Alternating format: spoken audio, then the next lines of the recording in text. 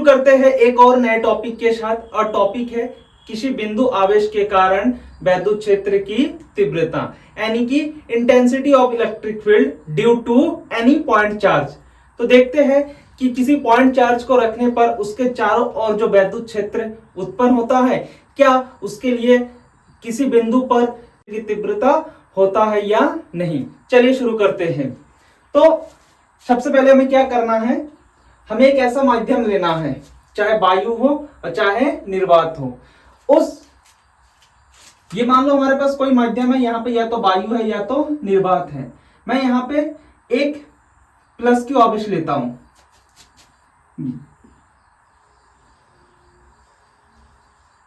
ये मैंने एक प्लस क्यू आवेश लिया, ठीक। और उस माध्यम में ये जो प्लस क्यू रखा वो मैंने एक मूल बिंदु O पर रखा, ठीक है। अब इस मूल बिंदु O से मुझे R दूरी पर, किससे, इस मूल बिंदु O से R दूरी पर कोई बिंदु P है। क्या है, कोई बिंदु P। मूल बिंदु से इसकी दूरी कितना है, R है। और इस बिंदु पर मुझे इस प्लस क्यू आवेश के कारण क्या ज्ञात करना है, वैद्युत क्षेत्र ज्ञात करना है। क्या ज्ञात करना है, वैद्युत क्षेत्र की तीव्रता ज्ञात करना है, ठीक है। अब मुझे देखना है कि इस बिंदु पर अगर इसके कारण, देखो इस जैसे मैंने इस आवेश को रखा तो इसके चारों ओर एक क्या उत्पन्न हुआ, वैद्युत क्षेत्र। चाहे तुम अगर इतने ही दूरी पर इस बिंदु पर निकालो, चाहे इस बिंदु पर निकालो, चाहे यहां पे निकालो, चाहे यहां पे, हर जगह जो वैद्युत क्षेत्र होगा वो समान होगा। अब हमें पता कैसे चलेगा कि अगर यहाँ पे मैं कोई आवेश रख रहा हूं या यहाँ पे कोई बिंदु है तो उस पर वैद्युत क्षेत्र कैसे होगा। तो हम क्या करते हैं कि हम यहाँ पे एक परीक्षण आवेश लेते हैं। परीक्षण आवेश मतलब हमें चेक करने के लिए कि यहाँ वाकई में वैद्युत क्षेत्र है। अगर वैद्युत क्षेत्र होगा तो उस पर कोई ना कोई बल कार्य करेगा, लेकिन वैद्युत क्षेत्र नहीं होगा तो उस पर कोई बल कार्य नहीं करेगा, ठीक है। तो हम क्या करते हैं कि इस बिंदु P पर हम एक परीक्षण आवेश रख देते हैं और उसको मान लिया Q0। क्या, Q0। तब याद रखना, अब देखो इसके कारण ये वैद्युत क्षेत्र उत्पन्न हुआ और यहाँ पे कोई परीक्षण आवेश रखा तो उस पर जाहिर सी बात है कोई बल कार्य करेगा। हाँ, वैद्युत क्षेत्र है तो कार्य करेगा। तो उस बल की दिशा किधर होगा। जब मैंने कूलम का नियम पढ़ाया था तब मैंने बताया था किसी भी एक आवेश के कारण दूसरे आवेश पर जब बल लगता है उस बल की जो दिशा होता है वो दोनों आवेशों को मिलाने वाली रेखा के अनुदिश होता है। तो देखो ये है ना दोनों आवेशों को मिलाने वाली रेखा, तो जो इस पर लगने वाला बल होगा वो इन दोनों के अनुदिश ही होगा। तो ये लाइन मैं दूसरे मार्कर से लिखता हूं, ये तो ये जो है ये दिखाएगा कि इस पर लगने वाला बल, ठीक है। अब हम इसको देखेंगे, निकालेंगे, फॉर्मूले के बेस पर निकालेंगे कि कैसे किसी बिंदु आवेश के कारण किसी अन्य बिंदु पर किसी आवेश के कारण किसी बिंदु पर लगने वाला बल क्या होता है, ठीक है। मैंने डेफिनेशन ये लिख दिया।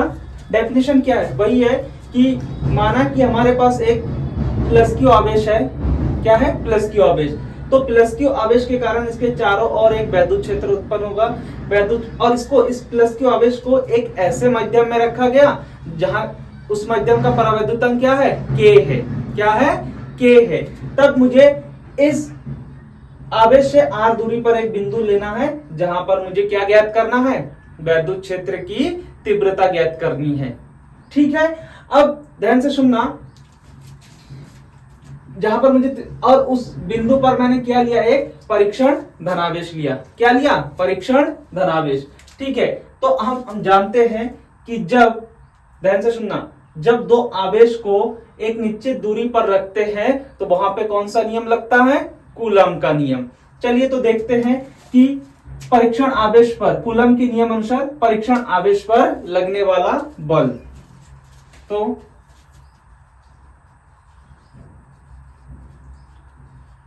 कूलम के नियम अनुसार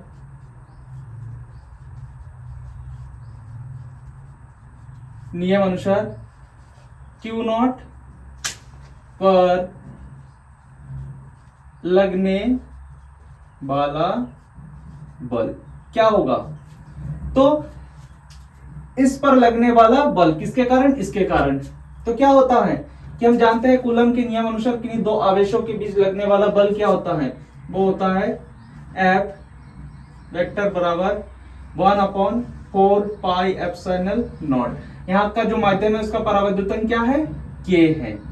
इस आवेश के कारण उस पर लगने वाला बल, तो Q के कारण Q0 पर लगने वाला बल, दूरी क्या है r²। इतना क्लियर है, ठीक है। अब हम देखते हैं इसको, क्या मान लो समीकरण 1। अब बिंदु P पर हमें क्या निकालना है, वैद्युत क्षेत्र की तीव्रता। तो बिंदु P पर वैद्युत क्षेत्र की तीव्रता। तो जब मैंने तुम्हें वैद्युत क्षेत्र की तीव्रता पढ़ाया था तो उसमें क्या कहा था कि जब भी कोई परीक्षण आवेश को मैं वैद्युत क्षेत्र में रखता हूं तो उस पर लगने वाला बल जो होता है वह वैद्युत क्षेत्र की तीव्रता होता है। तो रखो, F की जगह पे क्या रखोगे, 1/4πε0 K Q0 अपॉन क्या जाएगा r²। पूरे के नीचे देखो Q0 है ना, अगर मैं पूरे के नीचे Q0 रखूंगा तो वो Q0 कहां जाएगा, वो Q0 कहां जाएगा, सेकंड टर्म के पास आएगा। तो Q0 से Q0 कैंसिल, तो हमारे पास जो वैद्युत क्षेत्र की तीव्रता है वो क्या निकला, 1/4πε0 K Q/r²। तो मैं कह सकता हूं कि आवेश Q के कारण, ये जो आवेश Q है Q के कारण यहाँ पर बिंदु P पर वैद्युत क्षेत्र है। तो जैसे अगर यहाँ वैद्युत क्षेत्र है, यहाँ पे मैं परीक्षण आवेश को रख रहा हूं तो उस पर बल लगा रहा है जिसके कारण ये गति करके आगे की ओर जा रहा है। अब ये परीक्षण आवेश बिंदु P पर नहीं है, तो क्या आपको दिख रहा है क्या हमारे पास परीक्षण आवेश Q बचा है, नहीं बचा। इसका मतलब क्या है कि इसको कैंसिल, इसको धक्का देके आगे कर दिया जिससे वो वहां से खत्म हो गया, ठीक है। अब हम जानते हैं कि इसको मैंने किस माध्यम में रखा, इसको मैंने कैसे माध्यम में रखा, इसको मैंने परावैद्युतंग में रखा, और या तो वहां पे क्या रखा, या तो वायु है या तो निर्वात है। तो वायु या निर्वात में K का मान कितना होता है, वायु अथवा निर्वात में जो K का मान होता है वो कितना होता है, 1 होता है। तब मैं वैद्युत क्षेत्र की तीव्रता क्या लिख सकता हूं, 1/4πε0 Q/r²। ये भी याद रखना, ये भी याद रखना, ये इंपॉर्टेंट है, इस फॉर्मूले को याद रखना। अब हम ये भी याद रखना कि ये जो 1/4πε0 है ये कितना होता है, 9 × 10⁹। अच्छा, इसका मात्रा बताओ क्या हो जाएगा, इस पूरे का मात्रा क्या हो जाएगा, इसका मात्रा क्या होगा, मैंने कराया था ना, क्या होता है, न्यूटन मीटर स्क्वायर प्रति coulomb, coulomb square, coulomb square, ठीक है। तो ये है कि किसी बिंदु आवेश के किसी बिंदु आवेश के कारण वैद्युत क्षेत्र की तीव्रता, ठीक है। अब मान लो एक हमारे पास एक ऐसा माध्यम है जिसमें बहुत से आवेश है, कैसा माध्यम है, बहुत, कोई एक माध्यम है उसमें बहुत सा आवेश है, मैंने वो आवेश मान लिया Q1 है, Q2 है, Q3 है, डॉट डॉट डॉट, ऐसे बहुत से आवेश है। तो इन सभी आवेशों के कारण अगर मुझे किसी बिंदु पर वैद्युत क्षेत्र निकालना है तो मैं क्या कहूंगा कि उन सभी अलग अलग आवेश के कारण किसी एक बिंदु पर वैद्युत क्षेत्र कैसा होगा, सबके लिए अलग अलग होगा। तब उन सभी का जो सदिश योग है वो कुल वैद्युत क्षेत्र के योग के बराबर होगा। तो ऐसे ही उसी माध्यम में इन सभी आवेश के कारण वैद्युत क्षेत्र क्या होगा, E1, E2, E3 dot dot dot ऐसे जाएगा। तो कुल जो वैद्युत क्षेत्र होगा वो क्या होगा, E बराबर E1 plus E2 plus E3 plus dot dot dot. तो जब तुम्हारे पास ऐसे बहुत से आवेश हो और किसी एक बिंदु पर तुम्हें वैद्युत क्षेत्र निकालना है, वैद्युत क्षेत्र की तीव्रता निकालना है, तो तुम इस फॉर्मूले से निकाल सकते हो। नेक्स्ट टॉपिक है हमारा एक समान आवेशित बलय के कारण वैद्युत क्षेत्र की तीव्रता, यानी कि intensity of electric field due to uniformly charged ring. ये टॉपिक बोर्ड के लिए एक इंपॉर्टेंट टॉपिक है, तो इसको थोड़ा ध्यान से देखना। चलिए शुरू करते हैं। क्या है कि हमारे पास एक बलय है, बोलते हैं रिंग बोलते हैं। तो अगर बलय समझ में नहीं आ रहा है तो समझो कि हमारे पास एक रिंग है। कैसा है? एक रिंग है। अब मैं 3D में तो बना नहीं सकता, इसलिए बोर्ड में मैंने इसको ऐसे ही बनाया। ठीक है कि ये हमारे पास एक क्या है? बलय मींस रिंग है। इस रिंग का जो केंद्र है वो O है। इस रिंग का केंद्र क्या है? O है। ध्यान से देखना, इसका केंद्र क्या है? O है। और इसकी जो त्रिज्या है, इसको थोड़ा सेंटर में लिखता हूं मैं,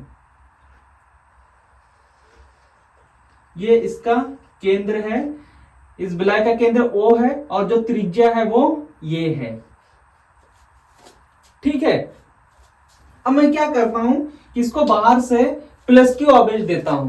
क्या देता हूं? प्लस क्यू आवेश। तो क्या होता है, जैसे ही हम किसी बलय को प्लस क्यू आवेश देते हैं तो वो प्लस क्यू आवेश उस रिंग पर एक समान रूप से क्या हो जाता है? वितरित हो जाता है। इसका मतलब उसके हर एक पॉइंट पर जो आवेश की मात्रा होगी वो समान होगी।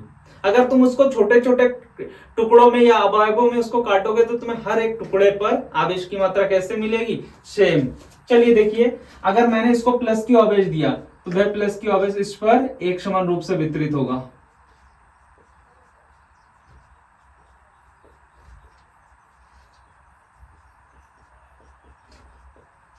कुछ इस प्रकार से हर एक पॉइंट पर आवेश की मात्रा सेम। ठीक है, तो इसको मैंने कौन सा आवेश दिया? इसको मैंने क्यू आवेश दिया। ठीक, अब इस क्यू आवेश एक समान रूप से वितरित हो गया। अब ये बलय है। अब बलय के अक्ष से, ये है बलय, ये ध्यान से देखना, ये है बलय का अक्ष। ये क्या है? बलय का अक्ष। बलय के अक्ष पर जो के सॉरी बलय का अक्ष इधर होगा, क्योंकि समझो कि बलय कुछ ऐसे रखा है। ये बलय हमारे पास, ये क्या है? बलय है। तो ये कुछ ऐसे रखा है, ऐसे रखा है, और इसका जो अक्ष होगा वो इस प्रकार से होगा बाहर की तरफ, या तो ऐसे होगा या तो ऐसे। तो इसका अक्ष किधर होगा? इधर होगा। तो बलय के अक्ष पर केंद्र O से x दूरी पर, कितना दूरी पर? x दूरी पर एक बिंदु क्या रखा है हमारे पास? P। तो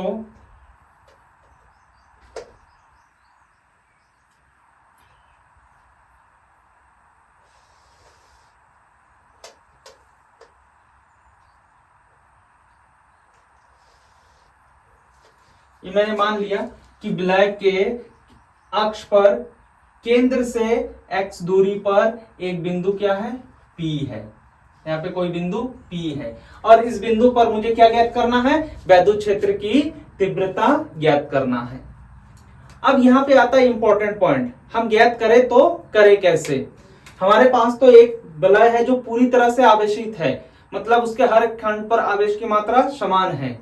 तो जब भी ऐसी कोई कंडीशन आता है कि मान लो तुम्हें चाहे एक लाइन दिया हो, वो लाइन एक रेखा दिया है वो एक समान रूप से आवेशित है, या एक बलय दिया है वो एक समान रूप से आवेशित है, और उसके कारण तुम्हें किसी बिंदु पर वैद्युत क्षेत्र निकालना है, तो सबसे पहले क्या कर लेना है कि चाहे वो रेखा हो या बलय हो, उसको छोटे छोटे टुकड़ों में खंडों के रूप में बना हुआ मानो। तब तुम्हें किसी एक खंड के लिए किसी बिंदु पर वैद्युत क्षेत्र निकालो। अगर तुम किसी एक खंड के लिए वैद्युत क्षेत्र निकाले तो तुम्हें पता है कि हर एक खंड का वैद्युत क्षेत्र कैसा है? समान है। तब उन सब का तुम सम कर सकते हो, मीन्स योग कर सकते हो। तो हमें भी सबसे पहले क्या करना है कि एक छोटा सा अवयवी खंड मानना है, और उसके कारण मुझे बिंदु P पर क्या निकालना है? वैद्युत क्षेत्र। तो मैंने मान लिया कि वो खंड ये है हमारे पास, ये जिसको मैंने ए बी माना। क्या माना? A B. तो अगर पूरे पर आवेश Q है, तो अगर मैं छोटा सा एक खंड लूंगा तो उस पे आवेश का मात्रा क्या उतना ही होगा? नहीं, कम हो जाएगा। अब कितना कम वो तो पता नहीं, इसलिए इसको मानते हैं dQ। मींस इस छोटे से अवयवी खंड पर जो आवेश की मात्रा है वो क्या है? dQ। अब मुझे इसके कारण इस बिंदु पर क्या निकालना है? वैद्युत क्षेत्र की तीव्रता। तो देखो मुझे अब dq के कारण, इस dq आवेश के कारण बिंदु P पर वैद्युत क्षेत्र की तीव्रता निकालना है।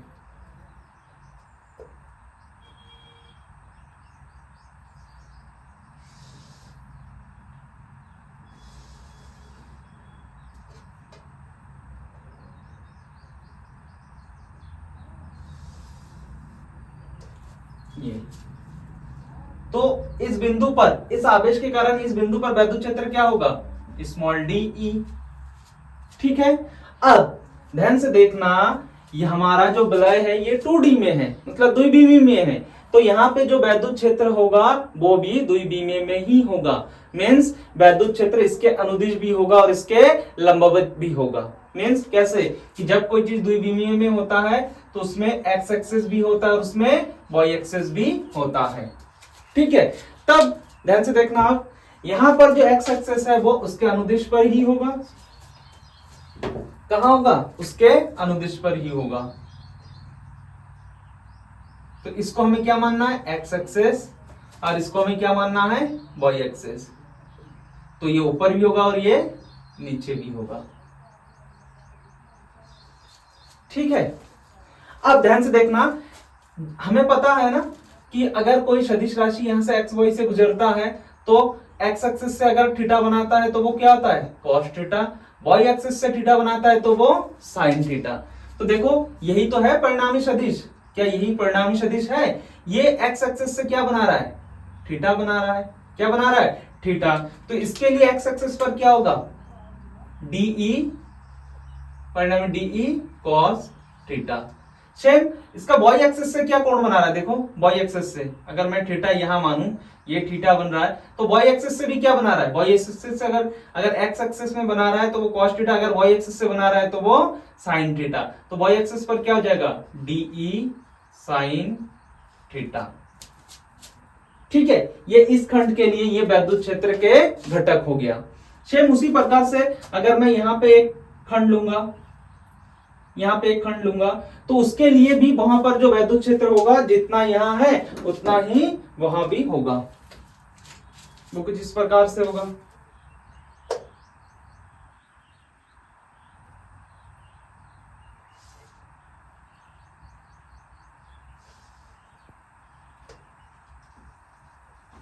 देखना ध्यान से,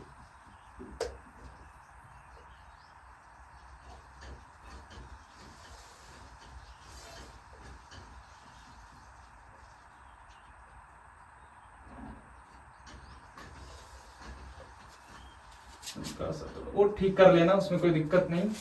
तो यहाँ पे क्या आ जाएगा, यहाँ पर भी इस खंड के लिए यहाँ पर भी ये डी क्यू आवेश है और इसके कारण भी ये डी ई। तो इसके कारण सेम ये भी इससे cos थीटा बना रहा है, तो यहाँ पे cos थीटा होगा, लेकिन यहाँ पे डी ई साइन थीटा। अब एक इंपॉर्टेंट चीज याद रखना, देखो अब इतने आवेश के लिए ये एक्स एक्सिस पर, एक्स एक्सिस का घटक, ये वाई एक्सिस के लिए, इस खंड के लिए ये एक्स एक्सिस का सेम लेकिन वाई एक्सिस का नीचे। अब ये दोनों परिणाम में कैसा है, सेम है, बट दिशा में कैसा है, विपरीत है। तो अगर परिणाम में सेम और दिशा में विपरीत, तो एक दूसरे को क्या कर देगा, निरस्त कर देगा। लेकिन जो एक्स एक्सिस के घटक होंगे, मीन्स जो अक्ष के अनुदिश जो घटक होंगे वो क्या होंगे, डीई कॉस थीटा।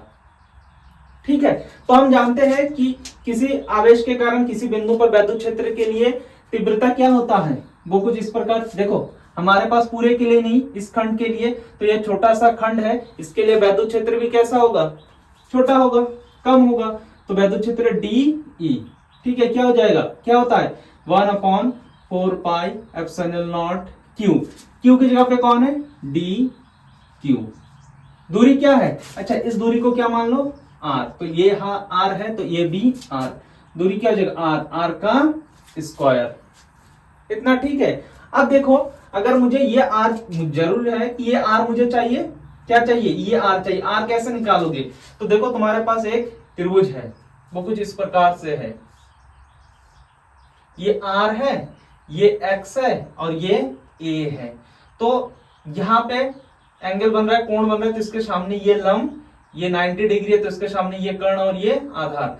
तो अगर तुम्हें आर निकालना है, क्या निकालना, आर निकालना है, तो त्रिकोण पाइथागोरस प्रमेय से क्या आ जाएगा, ए का स्क्वायर प्लस एक्स का स्क्वायर। तो जो आर है, आर को मैं क्या लिख सकता हूं, ए का स्क्वायर प्लस एक्स का स्क्वायर। सेम यहां पर भी वही होगा। ठीक है, तो ये तो हो गया इस खंड के लिए बिंदु P पर वैद्युत क्षेत्र। लेकिन अब देखो, जब यहाँ पे वैद्युत क्षेत्र उत्पन्न हो रहा है तो वो दो घटक में हो रहा था, एक तो उसके अनुदिश, दूसरा उसके लंबवत। तो लंबवत वाला क्या हो गया, एक दूसरे से निरस्त हो गया, बचा कौन है, सिर्फ इसके अक्ष पे, मतलब वलय के अक्ष पर जो वैद्युत क्षेत्र है वही घटक बचा है। तो हमें क्या लिखना है कि वलय के अक्ष पर जो घटक है वो क्या है, जो वलय के अक्ष पर वैद्युत क्षेत्र की तीव्रता, या वलय के अक्ष के अनुदिश, वलय के अक्ष के अनुदिश घटक क्या हो जाएगा, क्या है घटक, डीई कॉस थीटा। क्या हो जाएगा, डीई कॉस थीटा। तो ये भी क्या हो जाएगा, डीई की जगह पे रखो, डी की जगह पे 1/4 pi epsilon naught d q upon r square. ठीक, अब साथ में कॉस थीटा। अब मैं कॉस थीटा की वैल्यू कैसे निकालूं, इस कॉस थीटा की वैल्यू कैसे निकालूं, क्योंकि देखो कॉस थीटा बराबर क्या होता है, आधार बट्टे कर्ण। क्या होता है, आधार बट्टे कर्ण। तो इसका आधार क्या है, आधार तुम्हारा क्या है, आधार है एक्स, और कर्ण क्या है, कर्ण क्या है, ये है। ठीक है, आधार क्या हो जाएगा, एक्स, और कर्ण क्या हो जाएगा, अंडर में ए स्क्वायर प्लस एक्स का स्क्वायर। रखो सारी वैल्यू। अच्छा, वैल्यू रखने से एक चीज याद रखना, ये तो हो गया, अभी अभी मत रखना, ये तो हो गया इस छोटे से खंड के लिए यहां पर वैद्युत क्षेत्र। तो ऐसे अगर मैं सभी खंडों के लिए निकालूंगा तो सब सेम ही निकलेगा।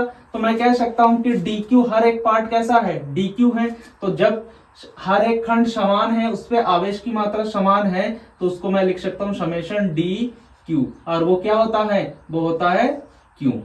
ये कैसे होता है, ये ऐसे होता है, मान लो हमारे पास ऐसे बहुत से खंड है और सब पे आवेश की मात्रा या उसकी मात्रा कैसे है, समान है। तो जब हम इसको जोड़ते हैं, समेशन करते हैं, तो मैथ के अकॉर्डिंग ये डी क्यू हो जाएगा, और इसका टोटल जो होगा वो क्या होगा, क्यू होगा। तो इसका टोटल क्या आ जाएगा, क्यू। सेम है, जो डी ई है वो भी वही हो जाएगा। तो मैं यहां पर क्या लिख सकता हूं कि जो ई है वो क्या हो जाएगा, d e summation d e cos theta बराबर 1/4 पाई एप्सिलॉन नॉट। अब क्यू हो जाएगा, डी क्यू की जगह पे q r square cos theta. अब वैल्यू रख दो, आर की वैल्यू क्या है, 1/4 pi epsilon naught q, r की वैल्यू, आर का स्क्वायर। तो तुम जब इसका स्क्वायर रखोगे, देखो आर क्या है, आर है ए स्क्वायर प्लस एक्स स्क्वायर। तो जब इसका स्क्वायर करोगे तो स्क्वायर से अंडर कैंसिल, तो सिर्फ क्या आएगा, ए स्क्वायर प्लस एक्स का square. Cos theta, cos theta क्या है, एक्स अपॉन क्या है, अंडर में, अंडर को तुम कैसे लिख सकते हो, 1/2 लिख सकते हो। इसको तुम और क्या लिख सकते हो, 1/2 पावर। तो ए स्क्वायर प्लस एक्स स्क्वायर की पावर 1/2। अब देखो ये 1 है, इसकी पावर 1 है, इसकी पावर 1/2 है। तो जब 1 और 1 प्लस 1/2 को तुम ऐड करोगे, 2 एकम 2 और 1 3/2, पूरे का पावर कितना आ जाएगा, 3/2। तो ई बराबर 1/4 pi epsilon naught Q X upon E कितना आ जाएगा, ए स्क्वायर प्लस एक्स का स्क्वायर, और इस पूरे की पावर 3/2। तो ये है हमारा पूरे वलय के कारण बिंदु P पर वैद्युत क्षेत्र की तीव्रता। ठीक है, अब जो पॉइंट आएगा वो थोड़ा ध्यान से समझना, वो बेसिक से थोड़ा ऊपर है, उसको थोड़ा तुम्हें कंसंट्रेट रखना है अपने आप को, तो इसको थोड़ा ध्यान से देखना। ठीक है,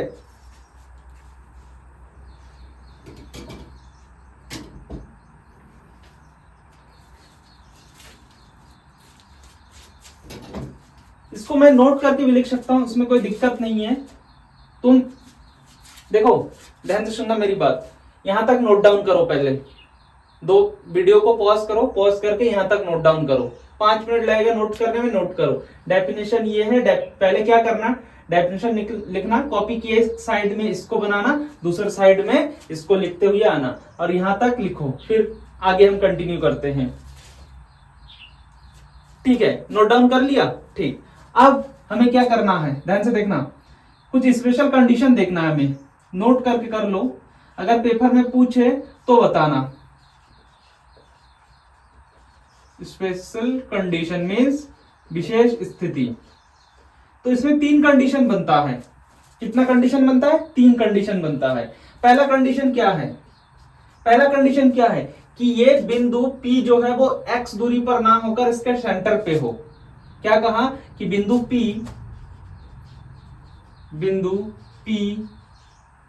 केंद्र पर हो, केंद्र पर हो। तो बिंदु P की दूरी क्या हो जाएगा? 0। तो अगर x 0 हो जाएगा, क्या हो जाएगा? x 0। तो इस फॉर्मूले में x को अगर 0 रखोगे तो क्या हो जाएगा? यहां 0, यहां 0, x 0, तो मल्टीप्लाई में सारी चीजें क्या हो जाएगा? 0। इसका मीन्स क्या है? ध्यान से, बहुत ध्यान से, इसका मीन्स ये है कि जैसे ही हम वैद्युत विलय के, ये बिंदु P है, P को यहां मानेंगे, इसका मतलब मुझे विलय के केंद्र पर वैद्युत क्षेत्र निकालना है। और हमें पता है कि जब भी कोई विलय हो, अगर उसके ऊपर वैद्युत आवेश एक समान रूप से वितरित है तो उसके केंद्र में जो वैद्युत क्षेत्र की तीव्रता होता है वो 0 होता है।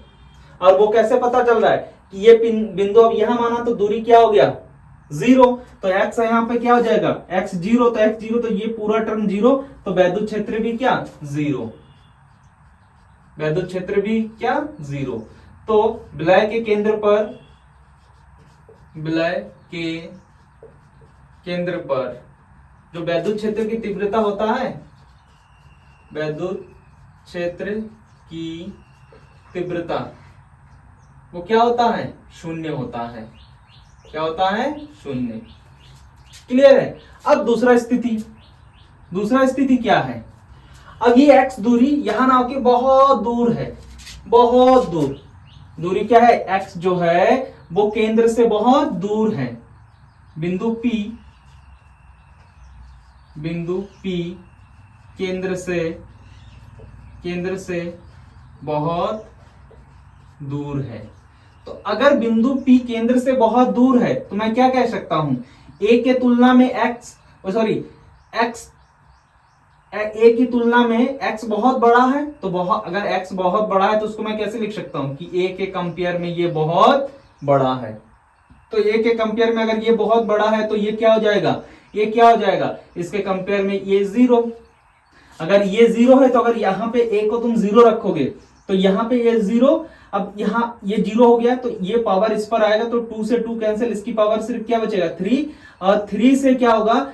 ऊपर x और नीचे x की पावर 3, तो 1x से 1x कैंसिल, तो सिर्फ तुम्हारे पास क्या बचेगा? बचेगा E बराबर 1/4 pi epsilon not Q upon x square. क्या ये बचेगा? ठीक है। तो ये जब बिंदु केंद्र से बहुत दूर हो, बिंदु केंद्र से क्या हो? बहुत दूर हो।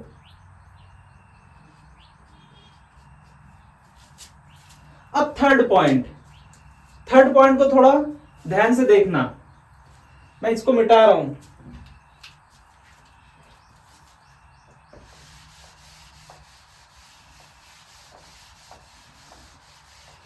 इतना मिटा रहा हूं बस, ये फॉर्मूला हमें चाहिए।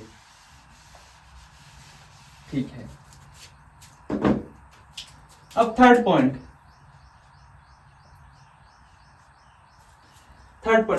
अब मुझे ये विलय है ना, ये विलय का अक्ष है, तो विलय के अक्ष के दोनों ओर, क्या ये विलय के अक्ष के, चाहे इधर कहो चाहे इधर कहो, मुझे देखना है कि अक्ष पर कौन से स्थान पर वैद्युत क्षेत्र का मान अधिकतम होता है। कि ये है ना, ये रेखा है, ये अनुदिश रेखा है, ये भी विलय का अनुदिश रेखा है, तो इस अक्ष पर मुझे किस बिंदु पर आवेश के कारण, इस विलय के कारण वैद्युत क्षेत्र की तीव्रता अधिक होगा। मीन्स ये विलय है ना, ये विलय का अक्ष है, अक्ष के किस, इस पूरे विलय के कारण अक्ष के किस बिंदु पर वैद्युत क्षेत्र की तीव्रता सबसे अधिक होता है। तो जब भी हमेशा याद रखना, अगर तुम्हें किसी भी चीज का अधिकतम मान निकालना होता है कि किस बिंदु पर उसका अधिकतम मान है, तो क्या करो, जैसे ये फंक्शन हमारे पास x में दे, क्योंकि यहाँ वेरिएबल कौन है x, ये बढ़ भी सकता है और ये घट भी सकता है। ये क्या है, ये चर राशि है, चर राशि मीन्स वेरिएबल है, ये घट भी सकता है और ये बढ़ भी सकता है। तो मुझे इसके सापेक्ष, मुझे इसके कारण जो वैद्युत क्षेत्र उत्पन्न हो रहा है, उस वैद्युत क्षेत्र का क्या निकालना है, अवकलन कर देना है। तो देखो ध्यान से, तीसरा पॉइंट यही है कि अगर मुझे उसके अक्ष पर क्या निकालना है, अधिकतम, देखो विलय के अक्ष पर अधिकतम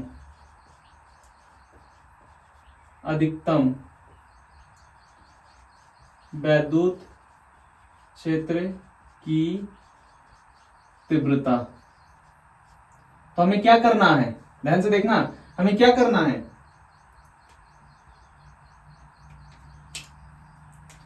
हमें जो वैद्युत क्षेत्र E है ना, हमें वैद्युत क्षेत्र जो E है, E को, वैद्युत क्षेत्र E है, E को ये x जो है ये चर राशि है, तो इसके सापेक्ष अवकलन कर देना है, इसके सापेक्ष क्या कर देना है, अवकलन, और इसको अधिकतम मान निकालने के लिए क्या रख दो, 0 के समान रख दो। तब हमें क्या करना है, जो dE/dx है, इसको क्या कर देना है, समाकलन कर देना है, इसको क्या कर देना है, समाकलन। तो 1/4 pi epsilon not q upon क्या जाएगा, a² प्लस x² और पूरे की पावर 3/2, इसका क्या कर देना है, अवकलन कर देना है। जब मैं इसका अवकलन करूंगा, तो मैं सॉल्व नहीं कर रहा हूं, ये खुद ही सॉल्व कर लेना, इंटर का टॉपिक है, मैथ वाले बच्चे तो अच्छे से सॉल्व कर लेगा, क्योंकि अभी अगर इसको मैं सॉल्व करने बैठ गया तो इसमें बहुत टाइम लग जाएगा। तो देखो, जो इसमें जो टर्म नियतांक है उसको तो बराबर में भेज दोगे, 0 q है और 1/4 पाई एप्सिलॉन नॉट है, इसको जब तुम भेजोगे तो वो क्या हो जाएगा, 0 के बराबर। फिर ये x है, ये x के सापेक्ष हमें क्या करना है, अवकलन करना है, तो x के सापेक्ष अंश बट्टे हर के फंक्शन से तुम क्या कर लेना, x का मान निकाल लेना। तो जो x आएगा हमारा वो प्लस माइनस a/√2, प्लस का मतलब इधर, माइनस का मतलब इधर। अगर तुम प्लस में अधिकतम मान निकालना है तो a/√2, जहां पर a/√2 होगा वहां पर वैद्युत क्षेत्र का मान अधिकतम होगा, ठीक है। सेम उसी, अगर माइनस में आना है तो वहां पर जो a/√2 है, मतलब जितना a है उसको √2 से भाग करोगे तो जो आएगा उस पर वैद्युत क्षेत्र का मान अधिकतम होगा। तब मैं कह सकता हूं एक ग्राफ से कि, ध्यान से देखना ग्राफ, ये हमारा ग्राफ है, ये वैद्युत क्षेत्र है और ये हमारा x है।